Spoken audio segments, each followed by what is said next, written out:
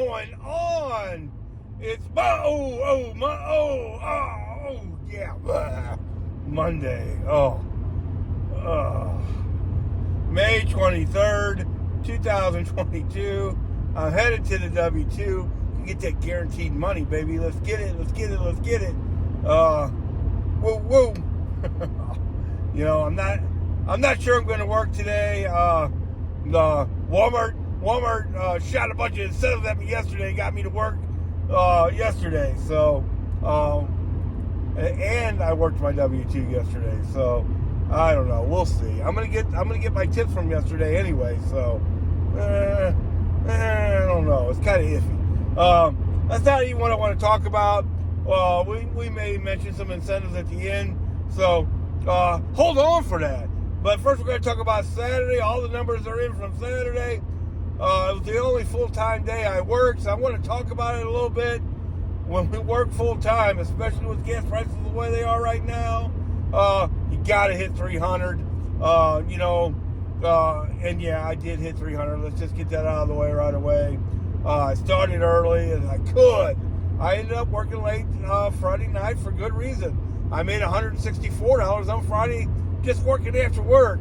But I did get on the bell by 8:20. Actually, I turned the app on about 8:10 Saturday morning. I was 30 miles away from anywhere, and I got a shopping order out of the Bridgeton, Missouri store. Now, the Bridgeton, Missouri store, man, it is a mess. I guess they wanted to get it up right away, and everything they did with it is a disaster. The parking lot's a disaster. The curbside service design, which when they built it, they didn't know about curbside, but it's a complete disaster. For the guys just to bring the stuff to you, I mean, it's at least a football field, probably more. I mean, it's just horrendous.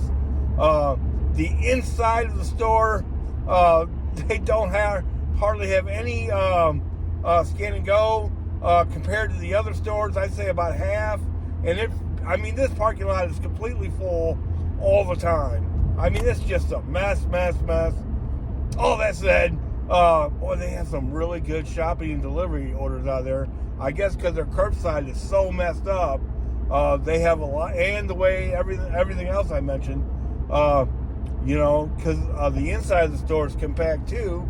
They have a lot of shopping deliveries for whatever reason, and they're always pretty good. I can't count the times lately that I've got low item shopping deliveries that paid over $20 to $25. And I'm talking about 3 items, 6 items, 11 items, 22 items. I mean, right on. I don't mind starting there at all every day. I'll do it every day. So that's where I started Saturday.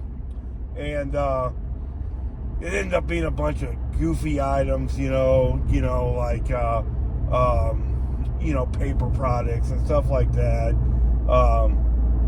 where they didn't have them, but they had similar stuff, and the person who had me shopping didn't do substitutions. If you do shopping, you got to do substitutions. But that's how my day started. It did push me past the 9:30 magic hour because of that. No big deal, because it was busy Saturday, and more and more, I just don't depend on the 20-minute after deliveries. The magic hour is what I call them, deliveries. Because they're just not always that great. You're better off keeping busy. I call it the fast break strategy. Just keep busy. Don't take nothing stupid, and make yourself available for the magic hour deliveries as much as you possibly can. But just if there's something else that's worth doing before that, don't hold on. Take it, keep going. And that's what I did Saturday. Because I can tell you, one of the 20-minute magic hour deliveries that I was offered out of St. Peter's that day was a $15 fluorescent shop and delivery order, and I was in St. Peter's. So, waiting around for them is a big disappointment. What else was going on Saturday? Now, I think I would have made $400, but Saturday for sure. But we also had it rained most of the day, off and on, but in the early morning hours, it was pouring down raining. Now we had tornadoes or something one day last week. I can't remember what day it was. Maybe Thursday. It had to be Thursday. Wednesday or Thursday. We had tornadic weather in St. Louis. Actual tornadoes. We never skipped a beat where I was. We kept working the whole time. And you could hear the sirens, right? Well, Saturday, all of a sudden, none of the stores wanted to bring stuff out because they said there was lightning. But we were welcome to come in and get the stuff. In other words, their safety was real important. Our safety, if you want to take the risk, whatever. We'll work in the tornadoes, but if it's raining, I don't know, whatever. So that slowed me down too. I probably would have made 400 Saturday without that stuff that was going on. Plus, I got nailed for 2 late deliveries. I guess I can call them or whatever and try to get them off my deal, which I may do. I don't know. But yeah, they wouldn't bring the stuff out. That's not my fault. I ended up going in and getting 2 orders Saturday. And both those orders ended up being late because of that process. Blah, blah, blah. I just kept going and working as hard as I possibly could. One thing that I mentioned yesterday was a new strategy that I'm going to employ, along with not depending on the 20-minute deliveries. I call that the fast break strategy, where you're constantly trying to keep moving, not depending solely on the magic hour, the 20-minute deliveries for sure. Another new strategy that I'm going to employ is working west of Chesterfield and Manchester Road. Now, Chesterfield and Manchester Road, that is where I would like to end up at the end of the night, if possible. Now, when you're working full-time, you can work several parts of the area.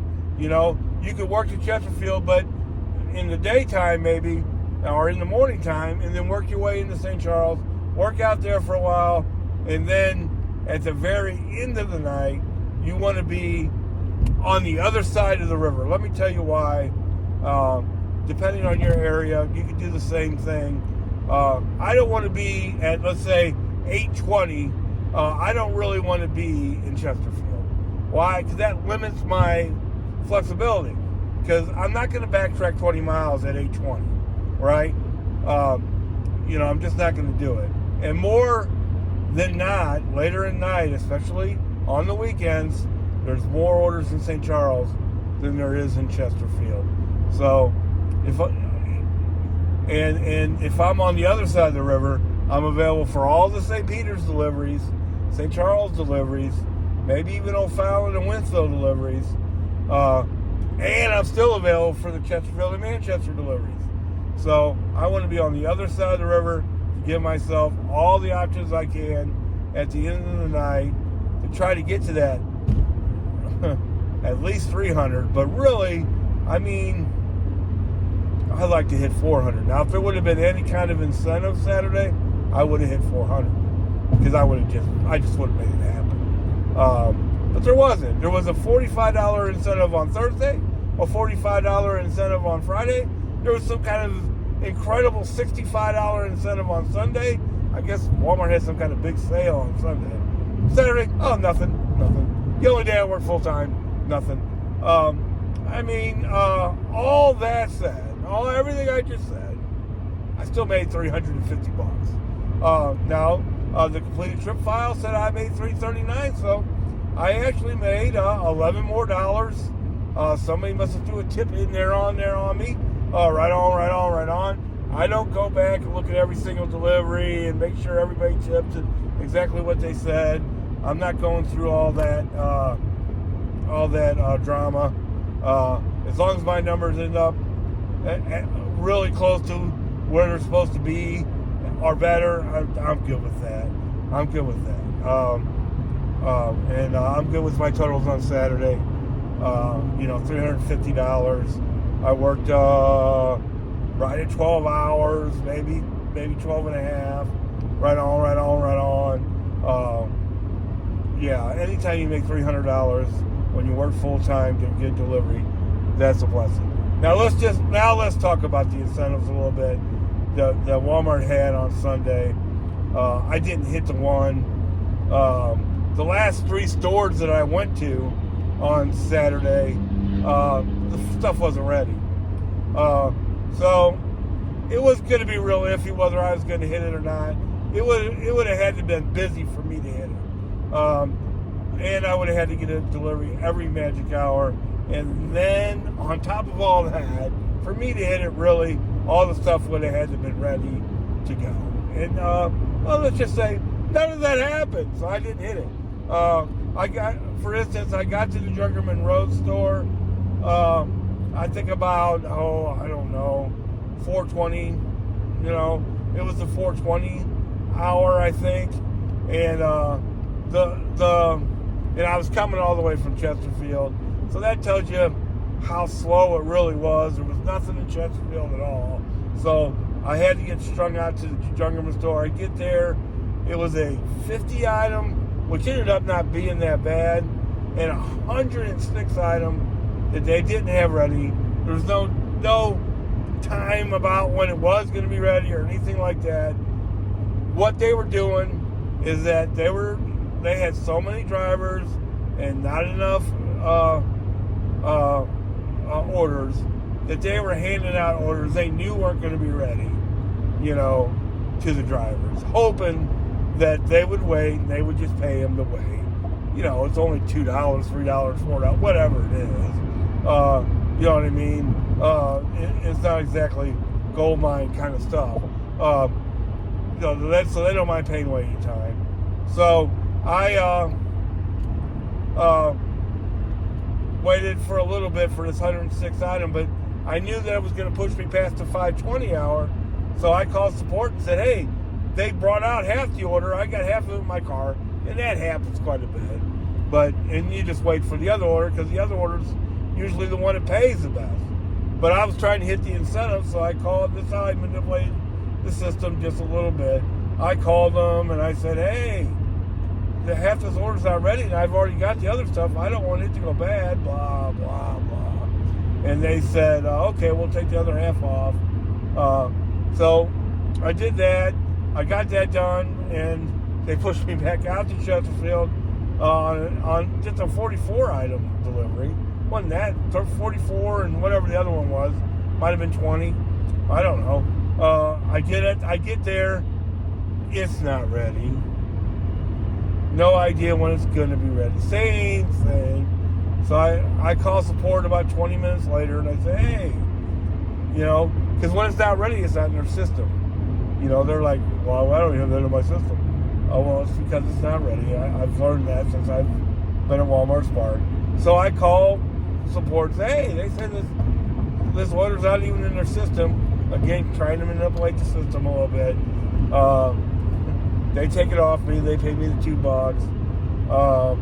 And then I get offered a Manchester Road delivery. Again, not that crazy items. Not like the Junkerman Road store, which was 106 items.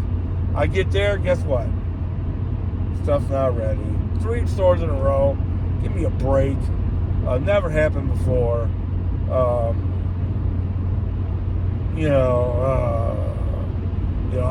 I only ended up doing, after 4:20, I only ended up doing 2 more deliveries. And I got a couple waiting time pays, but hey, thanks for my $5. So I did 2 deliveries in 3 hours, and then I just went home. I went home at 7:20, before 7:20. So I didn't even wait around for the 7:20 and 8:20 deliveries last night, because, I wasn't going to hit the $65 incentive at that point. Matter of fact, that would have been 8 deliveries. So that was just going to make me mad. That was just going to make me mad. Maybe I would have gotten a late night delivery. Maybe. Was I going to depend on that? No, I was not. I was already way over on Manchester Road. Now, this last delivery I took, let's say this, it was going right towards my house. So I was not halfway home, but a good percentage of the way home. So I was like, I'm just going home. Because here's what I seen happening: them having some kind of cheap delivery because I was still available for the 720 and 820. Now on Sunday night, sometimes you don't even get an 820. But here's what I seen happening: maybe getting the 720, maybe it would have been ready because they were probably starting to catch up by then. Maybe, who knows? And then probably getting an 820 because they've been behind all day. I probably still would have got an 820, and then I would have been one delivery away, and then there would have been an offer in St. Peter's or somewhere, and I probably would have went and got it to get that $65, and I wouldn't have got home till 11 o'clock last night and got no rest. So, as much as I would have liked to hit that $65 incentive, I was done chasing it, mainly because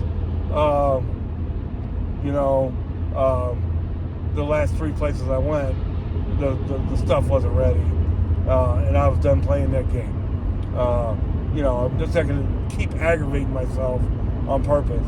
No amount of money's worth that. So, like I said, made $350 on Saturday. I think I probably still made $200 yesterday. Real close. I'll let you know. The numbers for the week, I made $903. I also got a $5 tip yesterday. $5 cash tip. Right on. So yeah, I ended up $881 at the end of the day yesterday, and then I got a $17 hit on the one incentive that knocked it up to $898, and then I got a $5 cash tip. So $903 for the week. Plus I worked an extra day at the W2, which knocked it all the way up to $1,200.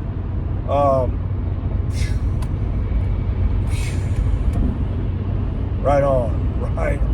Another just unbelievably great week. At least $400 over my goal. Again, which is going to allow me to now. I think last week I was $300 over my goal, and then this week I was $400 over my goal. So that's going to allow me soon to take a whole week off, and still be on track. Now, June 8th and 10th, I've decided to take the weekend off. So that's what happens when you go way over your goal. Then you can use that money to take a time off. And that's what I'm going to do June 8th to June 10th. I'm going to go on a little mini vacation. Right on. Before that, though, I got to pay my personal property tax and get my license plates, blah, blah, blah. So, so I'll get a $900 deposit. Well, $898, close enough, right? $900 deposit on Wednesday. Then I have 2 extra days on my check for Friday. Right on. Yeah, my personal property tax is high. It ain't that high. And I'll be able to get my plates, and I'll be able to keep working. That's what I'm talking about. I hope you all had a great week too. Boy, a lot of people complaining about it slow here and there. Boy, not here in St. Louis. Boy, it was busy. Yesterday it was so busy that the whole system couldn't handle it. That's the way. Way too many drivers. A lot of orders, but they couldn't get them ready fast enough to keep all the drivers busy. So a lot of. I mentioned this yesterday on my video yesterday. I pulled into the Manchester Road store. Actually, it happened twice. There's not even a parking space available. They got so many people. They got so many cars there. that they don't even have a parking space available. You know, I pulled into the Chesterfield store. There's 4 or 5 people there. That never happens. Now the Junkerman store, that deal, that was just a lot of items. That wasn't supposed to be ready. It was never supposed to be ready that early. They just gave it to me because, well, they didn't have anything else to give to me. You know, blah, blah, blah.